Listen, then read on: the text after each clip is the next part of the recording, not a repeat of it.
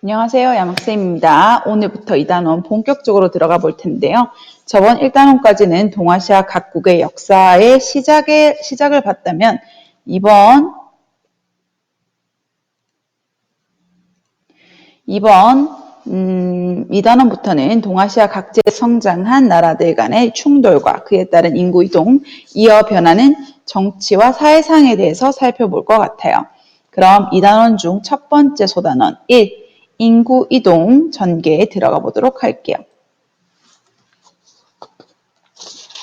오늘은 딱 요 두 페이지를 볼 건데요. 크게 인구 이동의 원인, 그리고 중국, 한국, 일본에서 일어난 인구 이동에 대해 살펴볼 거랍니다.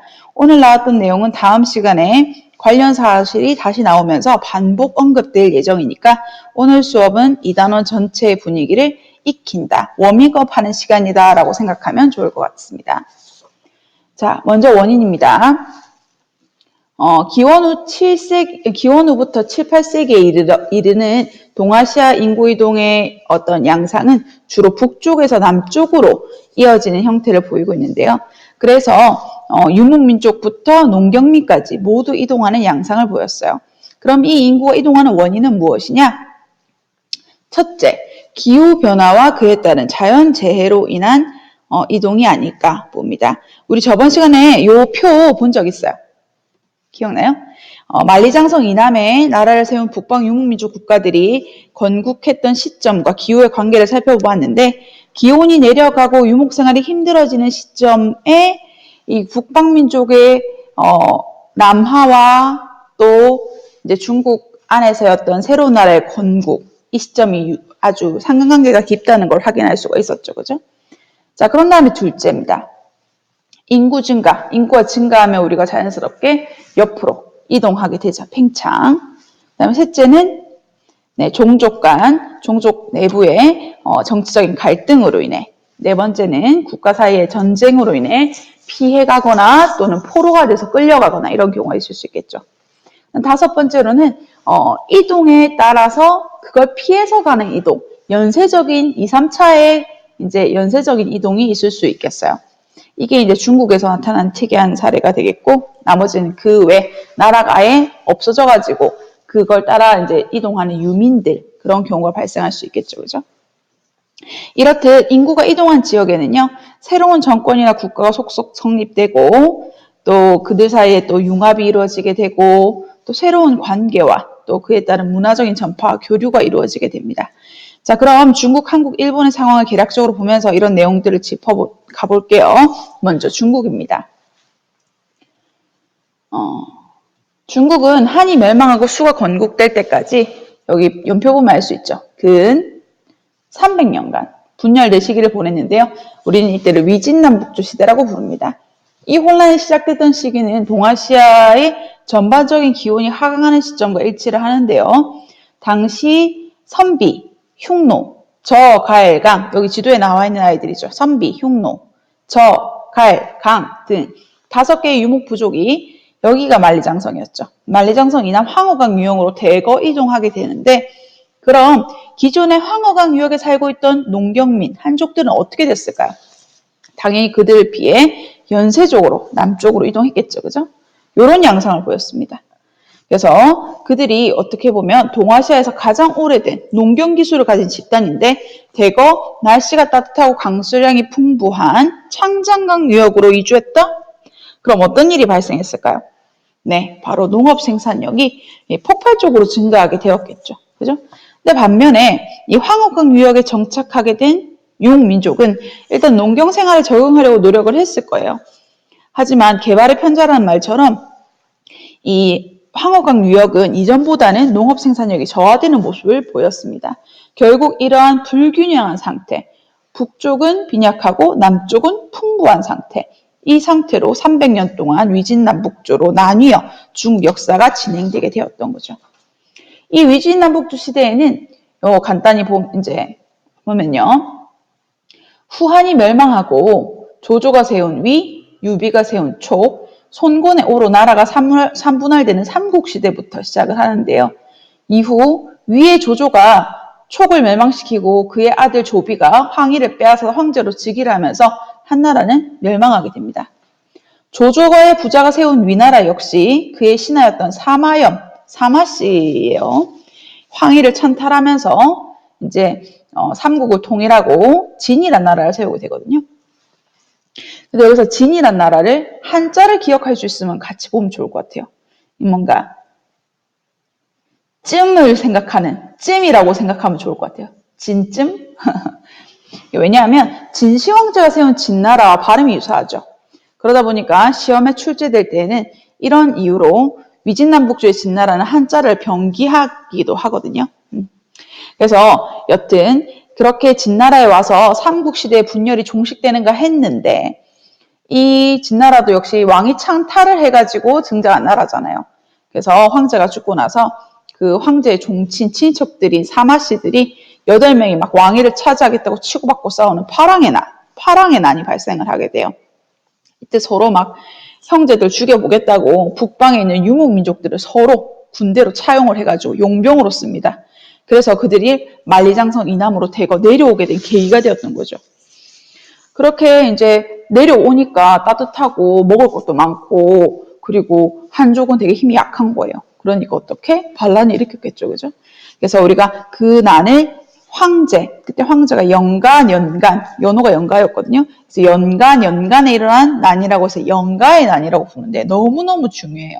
그래서 우리 교과서에 보니까 요 5호가 아까 얘기했던 이 흉노, 선비, 저갈강인데 이것까지는 기억할 필요가 없고 5호가 남하에서 16개의 나라를 세운 데 있었죠. 5, 16국. 이걸 세웠던 이 난을 뭐라고 부른다? 영가의 난이라고 부른다는 거. 그래서 여기 날개 옆에 하나 적어두도록 해요. 너무너무 중요합니다. 우리 뒤에도 한 번 더 언급될 테니까 저거만 놓고 가도록 해요. 그래서 이때 진이 무너지고 이게 왜 5호라고 하냐면 이 호자 오랑캐 호자예요. 호떡할 때 오랑캐 호. 그래서 이 아이들이 이제 16개 나라를 세우는 혼란기가 야기가 되게 되거든요. 그래서 이 5호에게 황허강유역을 빼앗긴 진나라 왕족과 백성들은 이제 수도를 장안에서 우리 화면 잠시 볼게요. 장안에서 건강으로 수도를 이전하게 됩니다. 천도하게 돼요. 근데 화면상 보면 장안과 건강으로 이동하는 게 동쪽으로 간 거죠. 그래서 장안에 있을 때의 진을 서진, 동쪽으로 간 진을 동진이라고 부릅니다. 그래서 결국 이 화북 지역의 5, 16국의 혼란상을 선비족 중에 탁발씨가 세력이 우세되면서 이걸 이제 통일을 했어요. 선비족 출신의 효문제가 15, 16국을 통일하고 북위를 세우면서 이 북쪽에 이제 나라가 등장하고 또 남쪽에 있는 동진이 그들과 이제 대립각을 이루면서 남북조 시대로 이어지게 된 거죠. 지금 위진남북조 시대까지 우리가 이제 내용을 이어오면서 중국 왕조의 명칭도 우리가 그 교과서에 줄을 먼저 긋도록 해요. 그래서 선비족이 세운 북위와 그들을 피해서 이제 한족이 내려오면서 남북 시대가 형성이 됐다. 여기까지 살펴봤는데 중국 왕조 명칭도 익숙하지 않은데 막 도시들까지 나오니까 막 난리가 났죠. 장안, 려양, 건강, 저번에는 막 우리 주나라의 수도가 뭐였어요? 주나라 수도였던 게 막 호경, 함양. 그래서 이런 수도에 대한 명칭을 또 한번 정리를 하고 가면 여러분이 편할 것 같아서 외우는 건 아니에요. 그냥 이런 게 있구나라고 알고 넘어가면 됩니다. 알겠죠? 5, 16국 나라도 외우는 거 아니에요, 여러분. 오랑캐도 외울 필요 없어요. 이것도 이런 혼란상이 있었구나 하고 넘어가는 겁니다. 그래서 우리 그 각 왕조별 수도를 한번 선생님이 정리를 한번 해봤어요. 보고 갈게요. 일단 우리가 배웠던 게 주, 진, 한, 위진, 남조까지. 이제 북위는 뒤에 한번 자세히 다룰 테니까 여기까지 한번 살펴보면요. 우리가 배웠던 호경, 낙양, 함양, 장안, 낙양, 건강 보면 다 다른 이름을 가진 듯 하지만 같은 곳을 지금 뜻하는 것을 알 수가 있어요. 그죠? 이름만 바뀔 뿐이지. 그래서 오늘날의 지명을 보니까 가장 많이 우리가 수나라, 당나라까지 해서 역대 왕조에게 가장 많이 사랑을 받은 수도가 어디입니까? 도시가 바로 시안입니다. 지도상 살펴보면 바로 여기죠. 우리나라로 따지면 경주 같은 곳이에요. 경주. 되게 역사적으로 전통적으로 오래된 수도다라고 할 수 있겠죠, 그죠? 그래서 시안의 그 시자가 서쪽 서자를 뜻하는 거거든요. 서쪽에 있죠. 중국 입장에 서쪽, 그죠? 그래서 이 시안은 옛날부터 주나라는 호경, 진은 함량, 그다음에 한나라 때는 장안, 수나 당나라 때도 장안 이렇게 불리면서 사랑을 많이 받았어요. 그리고 이 시안하고 가깝고 황허강의 이점을 그대로 가지고 있던 이제 지역이 낙양, 이걸 중국어로 발음하면 로양입니다. 로양. 그래서 이 로양은 이제 어떻게 보면은 가깝다 보니까 서브의 개념이 있었어요. 제2의 수도, 우리로 따지면 부산 같은 역할을 하면서 유사시에는 이제 천도의 대상으로 올랐죠. 그래서 주나라 때도 또 한나라 때도 낙양이 수도로 많이 각광을 받았죠. 그죠?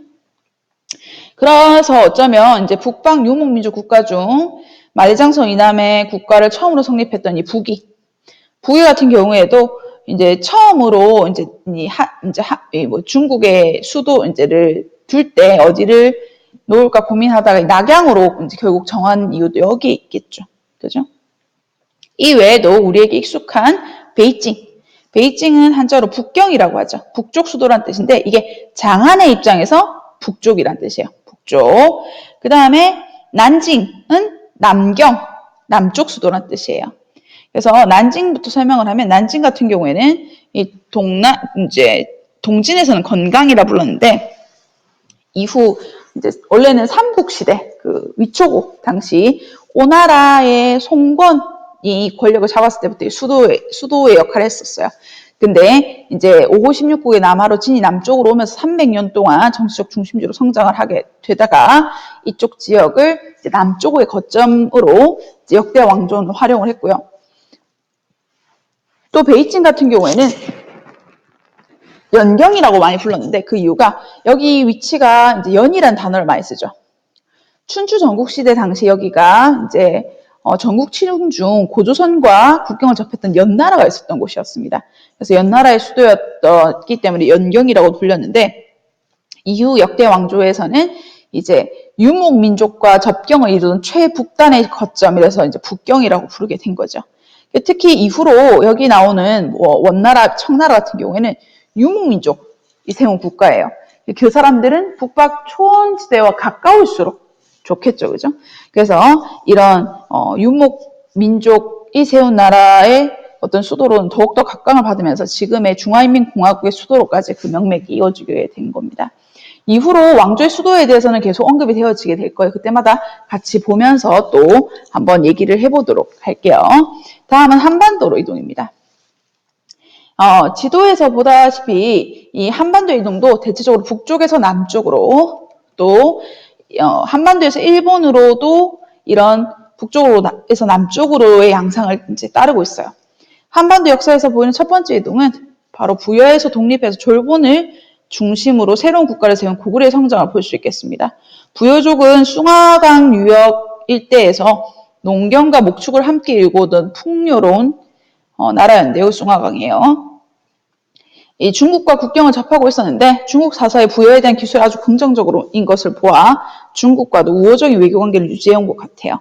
그런데 여러분도 잘 아는 이 주몽의 탄생선화, 고구려 이제 건국 시조죠. 보면 부여의 왕자들이 주몽을 제거하려 드니까 어머니 유아 부인의 권유에 따라서 처자식을 버리고 압록강을 건너서 결국에는 이제 도망을 가가지고 세운 나라가 고구려지 않습니까? 그죠? 근데 그때 혼자 세운 게 아니라 그때 그쪽에 터전을 잡고 있던 소선호란 여인과 결혼을 해서 이제 나라를 세우게 돼요. 여기서만 봐도 우리는 고구려를 세웠던 이제 건국 집단이 부여와의 부여라는 나라에서의 어떤 정치적인 갈등에서 떨어져 나와가지고 남아에서 새로운 나라가 형성되게 되는데 이르렀다라는 걸 알 수가 있겠죠. 또 이 건국 신화에서 또 하나 이제 우리가 살펴볼 수 있는 게 이미 갈등의 소지가 있죠. 그게 바로 부여에 두고 온 주몽의 처자식과 또 주몽의 이제 소선호와의 재혼이 되겠는데요. 이 주몽이 재혼한 소선호는 그 지역 유력자로 이미 비류와 온조라는 두 아들이 있었어요. 그런데 이제 주몽의 아들 이제 부여에 놓고 온 유리왕자가 장성해서 아버지를 찾아온 거예요. 그러고 2대 왕으로 고구려를 계승하는 데까지 이릅니다. 그러니까 당연히 차기 왕권은 자신의 아들들에게 있을 걸 의심하지 않았던 소선호 입장에서 이 마른 하늘의 날벼락 같은 일이었겠죠. 그죠? 그래서 다시 새로운 나라를 건국하기 위해서 소선호와 이 비류 집단이 남하를 하게 된 겁니다. 그게 백제의 건국이죠. 두 번째 인구 이동입니다. 그래서 남쪽으로 내려가 보니까 이미 마한, 진안, 변한 이 3한이 형성이 돼 있는 거예요. 특히 소선호와 그의 아들 온조가 둥지를 튼 백제국 같은 경우에는 마한의 영역이었는데 이 마한은 54개의 소국을 당시 목지국이라는 거대한 이제 국가가 이끌고 있었어요.